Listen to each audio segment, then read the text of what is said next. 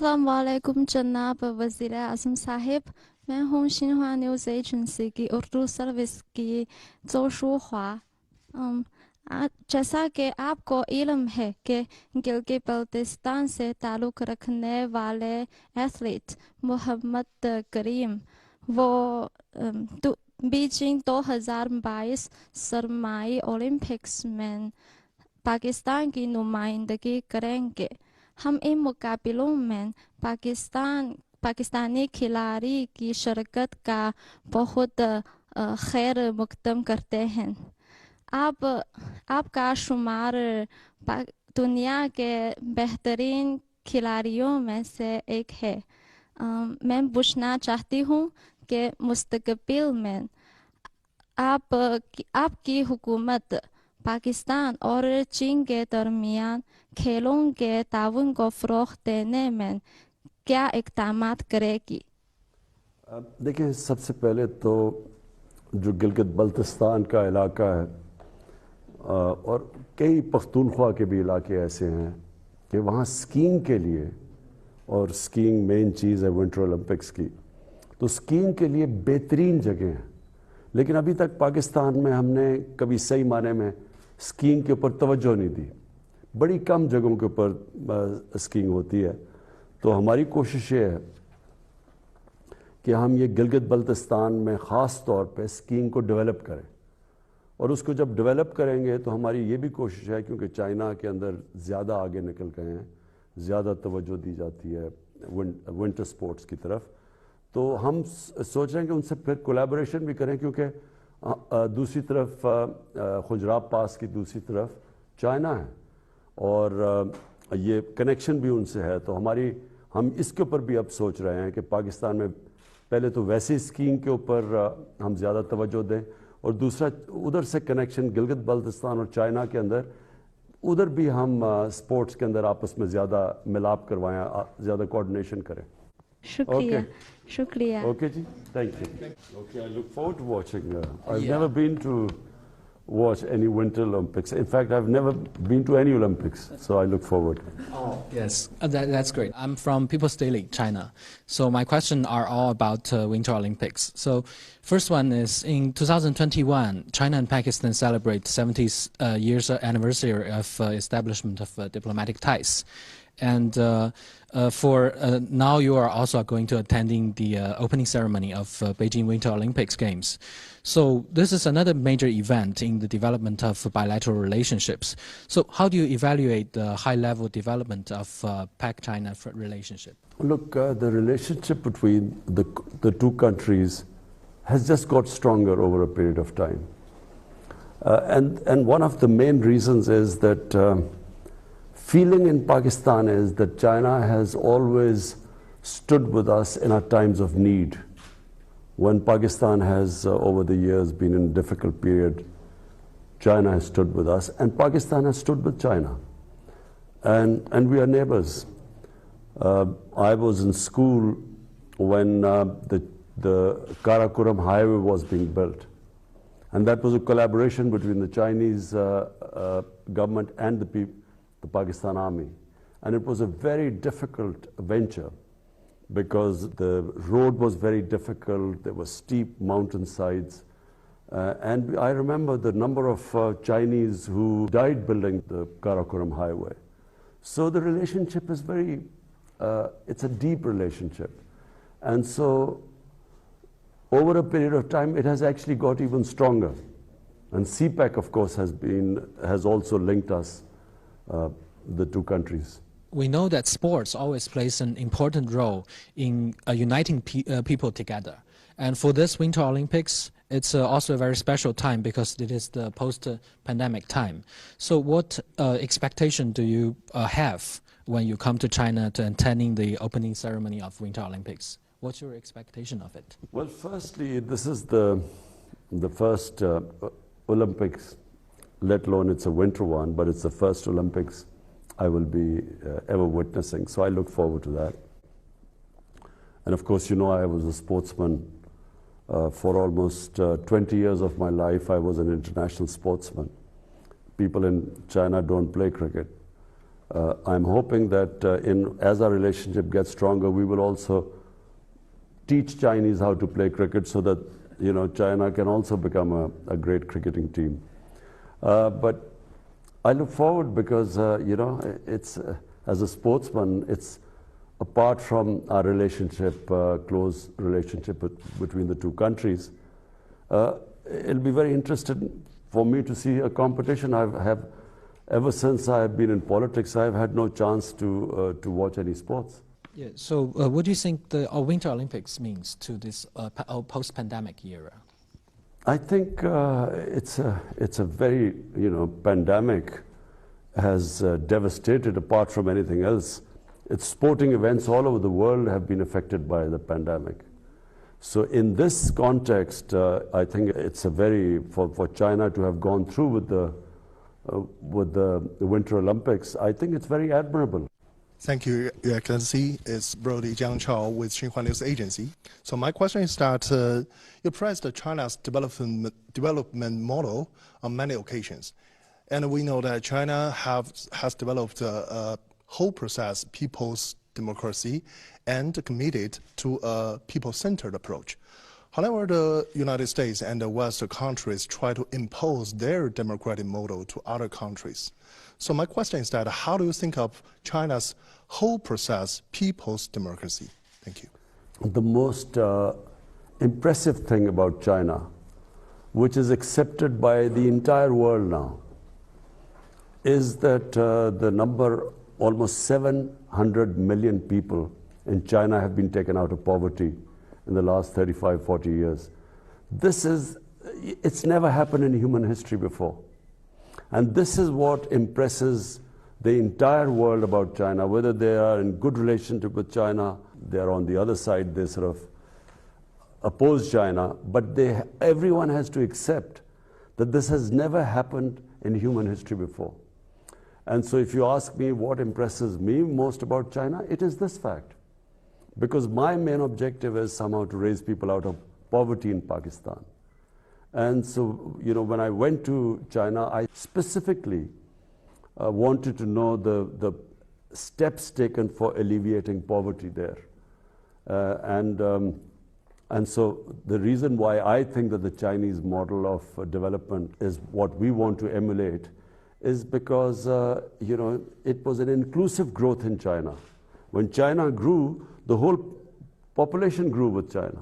It wasn't, unfortunately, like in a lot of the rest of the world, where the rich get richer and the poor, in fact, get poorer. The gap between the rich and poor gets wider.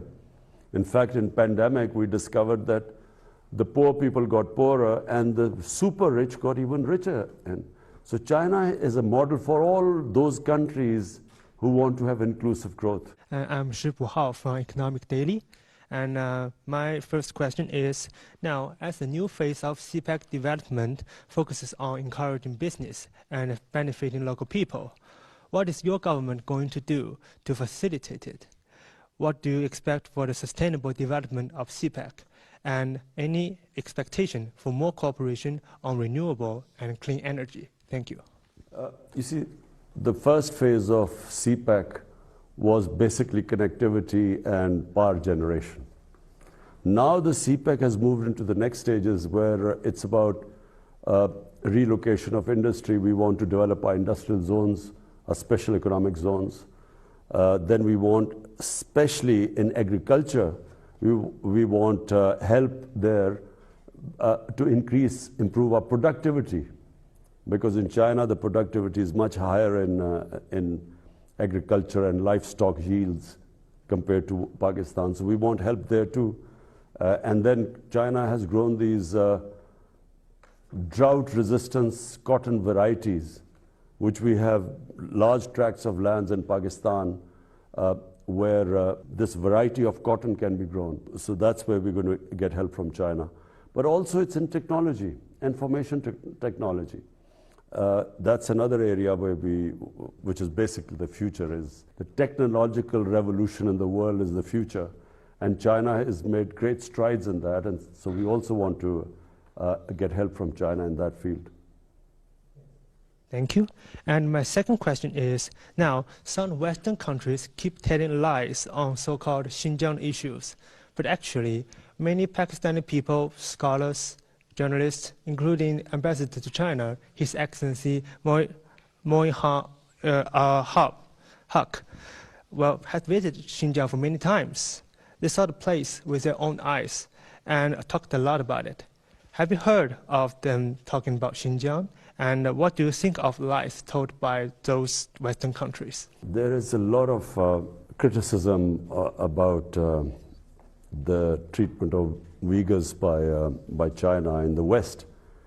But our ambassador went there, Moinul Haq, who's our ambassador in China. We asked him, and he went there, and he sent us information that this is actually not true on the ground. But what we in Pakistan find it very difficult to swallow is that while they talk about Uyghurs, they do not talk much in the West about Kashmir. Because in Kashmir, the worst violations of human rights are taking place by India. And somehow there is selective silence about human rights in Kashmir, where there's something like 9 million people who are, really basically living in the worst conditions in almost an open prison by these 800,000 Indian troops. So we find it very difficult that while on one side they talk about Xinjiang, but on the other hand there is the silence about Kashmir is deafening for us. And these double standard is what we in Pakistan find it difficult. Assalamu alaikum. I'm Choi from CCTV China Media Group. Now my question is, Afghanistan is now facing a serious humanitarian crisis. Do you think that 20 years occupation and irresponsible withdrawal of troops by the U.S. and Western countries are the main reason for the situation in Afghanistan? And how should the international community cooperate on Afghan issue? Look, Afghanistan has suffered for 40 years. And it's always because of outside countries who have made Afghanistan into a battleground. And so 40 years, people of Afghanistan have suffered. And this is now, after 40 years, there's a chance of peace in Afghanistan.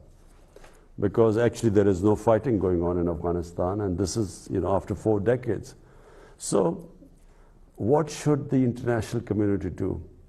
The international community right now should understand that people who have suffered for 40 years, and when the foreign forces have left Afghanistan, they cannot just leave Afghanistan without thinking about the aftermath or how the people of Afghanistan are going to survive from here.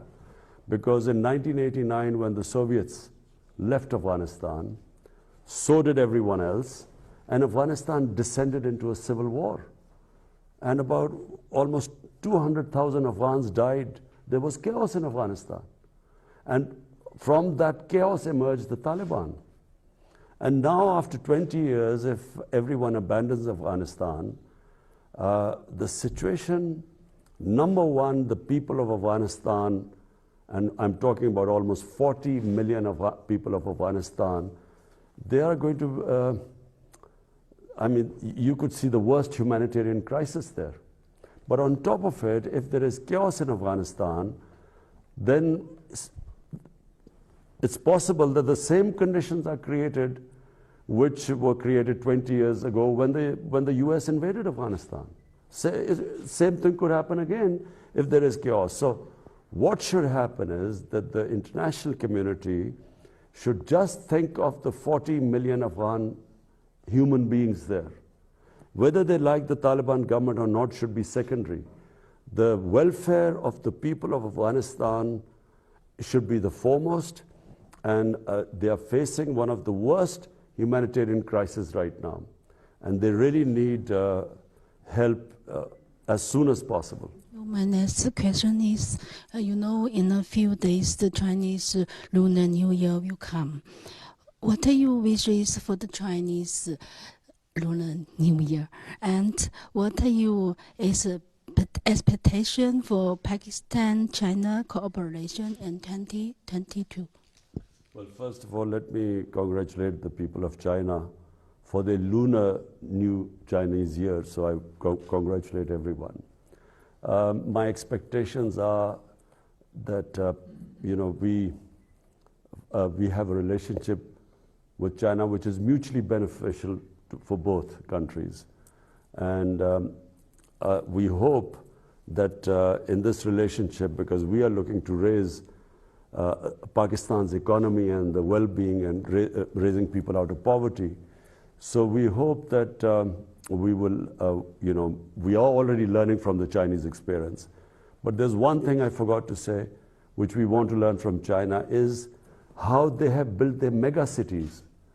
You see, China has these huge cities now, and the way they have dealt with the problems that come of having mega cities. And I'm talking about air pollution, I'm talking about the waste disposal. It's a science to manage a huge city. So unfortunately, our cities are growing at a very fast rate. Pakistan is urbanizing at one of the fastest rates. So we also hope to learn from the Chinese experience how they have coped with their urban development. Your Excellency, Mr. Prime Minister, as Cui said, our Chinese Lunar New Year of Tiger is coming soon. So we hope you can also express your best wishes to our Chinese audience. मैं China की आवाम को China का जो lunar new year है, मैं सारी कौम को पाकिस्तानियों की तरफ से मुबारक देता हूँ. शुक्रिया. शुक्रिया. Okay ji, thank you.